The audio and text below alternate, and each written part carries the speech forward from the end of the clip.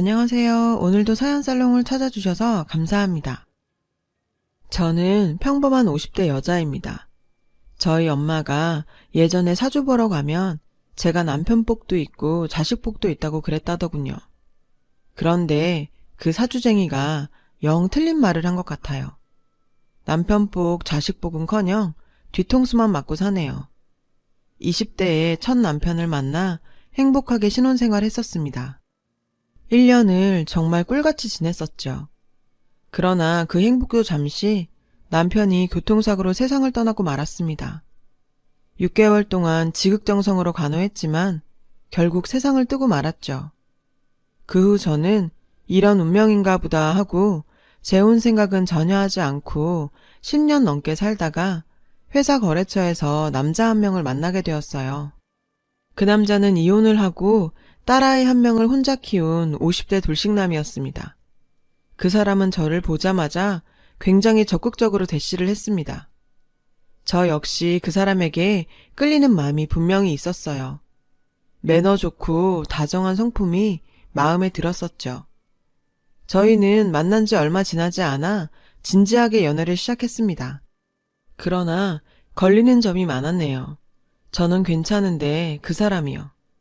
저는 남편과 사별하고 완전히 혼자가 된 입장이지만 그 사람은 전처가 있고 전처 사이에 아이도 있고 그 아이는 20살이었어요.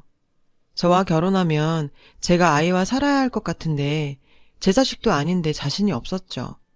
전처 이야기를 물어보니 남자친구는 완전히 학을 떼면서 질색을 하더라고요. 그 여자는 완전히 미쳤어. 아이 낳고 산후 우울증이 왔지. 너무 힘들어서 그런가 해서 나도 회사 그만두고 우리 가족 모두 몇 년간 그 여자 돌보는데 집중했는데 가족들이 며칠 신경 못 쓴 사이에 아이를 거의 굶겨 죽일 뻔했어. 내가 출근하면 아이 밥도 안 주고 아이랑 같이 죽겠다고 난리치니까 결국 이혼해버렸지. 그래서 아이도 내가 키웠던 거야. 그런 사정을 들으니 남자친구 쪽도 이해가 되더라고요. 산후 우울증 걸린 아내와 딸아이를 케어했을 그 사람을 생각하니 안쓰럽더군요. 그 사람은 이혼은 했지만 딸아이와 사는 지금에 만족스럽다고 했습니다. 전 아내와는 처음보다 잘 맞진 않았었다고 하더군요. 성격 차이가 심했다고요. 남자 혼자 아이 키우며 산다는 게 쉽지 않을 텐데 당차게 사는 모습이 존경스럽기도 하더군요. 남편 소개로 아이를 만난 적도 있는데 얌전하고 예쁜 아이더라고요. 엄마 아빠 이혼하고 혼란스러웠을 텐데 예의도 너무 바르고 저도 아이를 만나기 전에는 이게 맞는 것인가 많이 혼란스러웠거든요. 아이를 만나고 나서는 저런 아이라면 제가 잘한다면 시집 보낼 때까지 새 가족 알콩달콩 잘 살 수도 있지 않을까 하는 생각이 들었죠. 만난 지 6개월이 되었을 때 결혼 이야기가 급물살을 탔습니다. 시댁에선 서로 한 번씩 경험 있는 거 더 미룰 게 뭐 있냐는 식이었죠. 결혼해서 적응하고 잘 맞춰가는 게 좋을 것 같다는 게 시댁 쪽 생각이었어요. 저희 부모님께서는 좀 망설이는 눈치셨어요. 물론 제가 사별을 한번 했지만 아이도 없는데 내가 낳은 아이도 아닌데 다 컸다지만 데리고 산다는 게 쉽지 않을 거라면서 걱정하셨어요. 제가 부모님을 열심히 설득시켰죠. 남편도 믿을만하고 시댁 어른들도 저에게 잘해주시고 딸아이도 착하니 제가 잘하면 잘 살 수 있을 것 같다고요. 저희 부모님께서도 결국 제게 지시고 말았죠. 둘 다 두 번째 결혼인지라 가족들만 불러 간소하게 식을 올리고 남편 집에서 살림을 시작했습니다. 남자 혼자 살았던 티가 나더라고요. 오시며 집안 살림들이 다 낡고 정리가 안 되어 있어서 저희 집에서 새로 혼수를 싹 해주고 제가 열심히 쓸고 닦고 그렇게 지냈습니다. 결혼하면서 일은 관두게 되었죠. 남편이 벌어오는 돈이 꽤 되기도 하고 남편이 충분하지 않겠냐며 일도 힘들 텐데 그만두라며 저를 배려하더라고요. 그때까지는 모든 것이 순조로웠습니다. 제가 처음에 짐을 싸가지고 들어갔을 때 아이는 공부를 하고 있더라고요. 아이가 낯설었지만 한편으론 그동안 엄마 없이 얼마나 외로웠을까 싶었네요. 아이랑 잘 지내보자고 인사를 했습니다. 아주 어린애보다 오히려 낫겠다는 생각도 들더라고요. 서로가 이해하면서 지내면 잘 지낼 수 있겠다고 그때까진 순진한 생각을 했었습니다. 제 생각이 완전 틀렸다는 것을 알게 된 것은 지낸 지 며칠 지나지 않아서였어요. 아이는 아침과 밤이 완전히 달랐어요. 남편과 함께 있는 아침에는 생글생글 웃으면서 저한테 엄마라고도 잘 부르고 아주 예의 바른 아이였죠. 그러나 남편이 없는 오후와 밤에는 완전 딴얼굴이었어요. 제가 갖다 준 간식들을 휴지통에 버린 것이 몇 번이나 되었죠. 아이가 대학에 다녀서 오후쯤 집에 오곤 했는데 제가 갔다 오는 아이에게 인사를 하면 아이는 쌩하니 제 방으로 들어가 버리곤 했습니다. 시집살이도 이보다 고되진 않겠더라고요. 그건 어디에라도 하소연이라도 할 수 있잖아요. 이건 어린애가 그런다고 알리자니 고자질하는 것 같고 시댁 식구들이나 남편은 피가 섞인 가족인데 제 말 믿어줄까 싶었죠. 아이의 열리지 않는 마음에 매일을 눈물로 보냈어요. 다 큰 아이와 같이 사는 거 어려울 거라던 저희 친정엄마 말이 무슨 뜻인지 그때서야 알겠더군요. 아이의 마음을 돌려보고자 최선을 다하기 위해 아이 없는 시간에 뜨개질을 하여 털실모자를 짜봤습니다. 비록 부족한 솜씨지만 아이 머리에 맞춰 완성을 해서 살며시 아이 책상에 두었죠. 제가 계속 노력하면 아이 마음이 돌려지리라 간절히 기도하면서 준 것인데 며칠 후 방을 정리해 주는데 휴지통에서 가위로 갈갈이 찢겨진 모자를 발견했습니다. 그리고 저 보란듯이 둔 노트도 발견했네요. 그 여자는 마녀다. 우리 엄마가 보고 싶다. 저 여자가 우리 집에서 나갔으면 좋겠다. 제가 아무리 노력해도 안 되는 일이 있는 것 같았어요. 아이 눈에는 제가 자기 엄마와 아빠를 갈라놓은 방해물로 보이는 것 같더군요. 몇 날 며칠을 계속해서 고민했습니다. 제가 과연 이 집에서 아이와 잘 살 수 있을지 너무나도 걱정이 되었어요. 남편은 그것도 모르고 아침에 보는 아이의 모습만 보고는 저와 아이가 잘 지낸다면서 아이에게 칭찬을 하고 저에게도 고맙다고 하더군요. 저한테 아이에게 잘해줘서 고맙다면서 선물도 사다주고 정말 잘해줬어요. 그런 남편에게 차마 아이 때문에 괴롭다는 말을 할 수 없었습니다. 저와 아이가 신경전하고 있는 걸 알면 남편은 얼마나 속상할까 생각하면서 꾹꾹 참았습니다. 아이는 가끔 제 엄마를 만나면서 지내는 것 같더군요. 그것까지는 제가 관여할 부분이 아니라고 생각해서 아이가 엄마를 보러 간다고 할 때도 별 다르게 간섭을 안 했어요. 남편은 저한테 이해해 주어 고맙다고 하더군요. 그러던 어느 날 남편과 둘이 장을 보고 오는데 딸이 웬 여자와 함께 있는 것을 봤습니다. 딱 봐도 친밀해 보이는 것이 저 사람이 남편의 전 부인이라는 것을 바로 알겠더군요. 남편은 인상을 찡그리며 그 자리를 피했습니다. 그쪽에서도 저희를 본 것 같더라고요. 전 부인이 저를 빤히 보고 있는데 무어라 말도 못하고 얼굴만 슬쩍 보고 집으로 피하듯 왔네요. 남편은 아이는 전 부인을 엄마니까 만나지만 자신은 절대 상관이 없다면서 저를 안심시켜 주었습니다.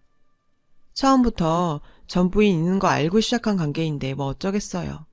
그냥 쓴 웃음으로 넘겼었죠. 넷이 마주쳤던 그날 이후 아이의 생트집은 더욱 심해졌네요. 남편 없을 때 밥을 해서 저녁을 주었는데 짜다면서 바로 싱크대에 갖다 버리더라고요. 찌개가 버려지는 것을 보면서 제가 참고 지내던 인내심도 터져버렸습니다. 아이에게 버럭 고함을 지르면서 야단을 쳤습니다. 아이는 지지 않고 저한테 마구 쏘아 붙이더군요. 저기요, 이걸 먹으라고 한 거예요? 소금만 들이부어서 먹을 수 없는데 어떻게 먹으란 거예요?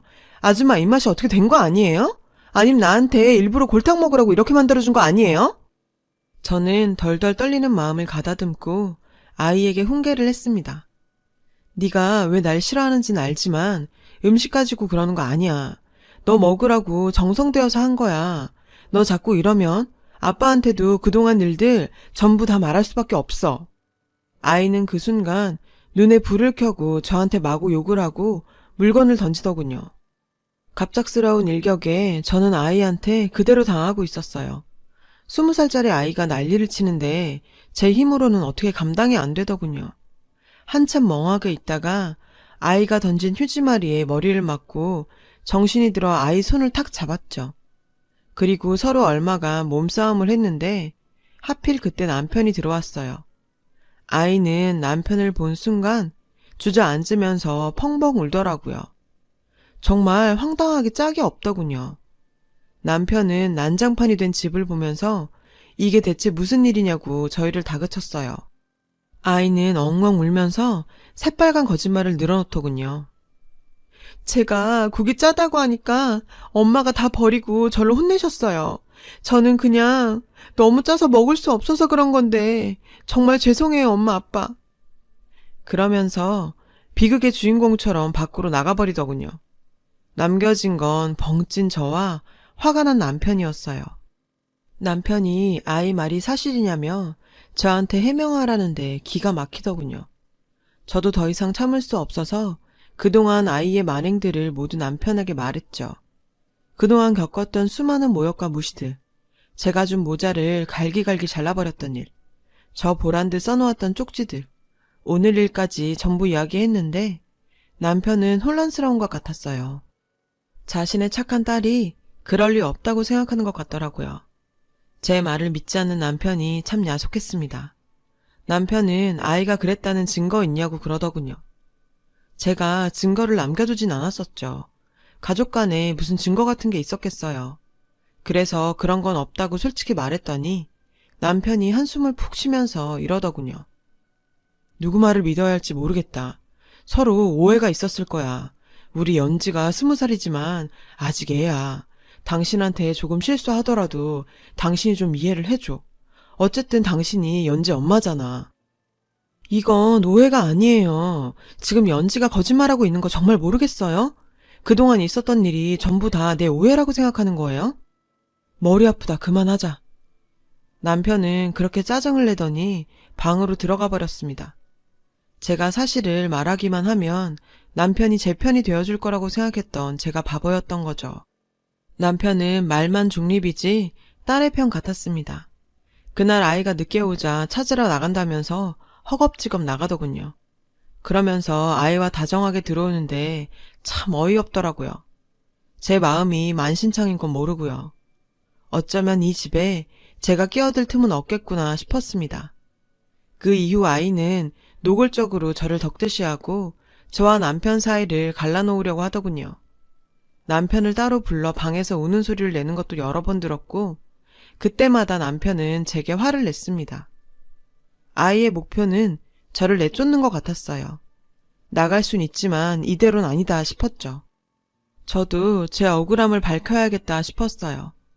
아이가 저를 괴롭힌 증거들을 모두 모아 남편에게 보여줬었죠. 남편은 한숨을 푹 쉬면서 이렇게 말하더군요. 그래서 당신 이걸 다 모은 거야? 우리 연지가 물론 그랬을 수도 있어. 하지만 당신 엄마란 사람이 어떻게 아이 흠을 들춰내려고 할 수가 있어. 이건 정말 아니잖아. 그 순간 저는 이건 정말 아니다 싶었습니다. 제가 이 집에서 사라지면 모두가 행복하겠다 싶었죠. 그래서 저는 결국 그 아이 바람대로 이혼 절차를 밟게 되었습니다. 피눈물 나는 심정으로 퇴장해줬죠. 남편은 제가 물러난다니 잡지도 않더군요. 딸아이는 티가 나게 좋아했고요. 그렇게 상처 뿌리던 결혼이 끝났습니다. 몇 년 동안 저는 계속 혼자 살았습니다. 결혼할 생각은 전혀 없었어요. 2번이나 실패했는데 또 결혼해서 뭐 하겠어요. 그냥 회사 다니고 돈이나 벌고 부모님께 잘해드리고 그런 재미로 살았었네요. 어느 날 부모님의 동창분의 아버님이 돌아가셨어요.